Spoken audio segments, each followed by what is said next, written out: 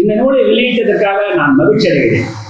இளைய சக்திகளை, அதுவும் பெண் பிள்ளைகள் எழுத வருகிறார் என்றால் அவர்களை ஆரத்தி எடுத்து வரவேற்க வேண்டிய பொறுப்பு இந்த சமூகத்துக்கு இருக்கிறது, அந்த பிள்ளையின் குடும்பத்துக்கு இருக்கிறது, அந்த பிள்ளையின் நண்பர்களுக்கும் இருக்கிறது. ஆங்கிலத்தில் இந்த நூல் எப்படி இருக்கிறது என்று எனக்கு தெரியாது. காரணம், எனக்கு அந்த அளவுக்கு ஆங்கில புலமை கிடையாது. ஆனால் தமிழ் மொழிபெயர்த்திருக்கிற அருள் வளர்நரசு இந்த நூலை மிகச்சிறப்பாக அழகாக மொழிபெயர்த்திருக்கிறார். தொடக்கத்திலே இந்த நூல் படிக்கிற போது என்ன இது, எங்கேயோ தமிழ்நாட்டில் இருக்கிற ஒரு பொருள் வெளிநாட்டிலே இருக்கிற ஒரு பாடகரை காதலிப்பதாக தொடங்குகிறதே என்றுதான் நான் தொடங்கினேன். ஒரு காலகட்டத்திலே இந்த நடை போகிற போக்கு அவர்கள் இருவரும் காதலித்து விட மாட்டார்களா என்று என்னையே கூட ஏங்க வைக்கின்றனர்.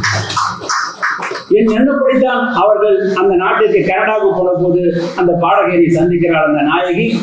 அதற்கு பிறகு அவர்கள் காதலிக்கிறார்கள். அந்த கதையின் சுவாரஸ்யங்களை, அதில் உள்ள சம்பவங்களை எல்லாம் மிக அழகாக சொன்னார்கள். இங்கே இது வசனங்கள் மிக அழகாக இருக்கிறது. உன்னுடைய லட்சியத்தில், கோட்பாட்டில் உறுதியாக இரு, என்றைக்குமே சமரசம் செய்து கொள்ளாது, நீ எதில் உறுதியாக இருக்கிறாயோ அது உனக்கு கிடைக்கும் என்பதை இந்த நூல் மறைமுகமாக உணர்த்துவதாக நான் கருதுகிறேன்.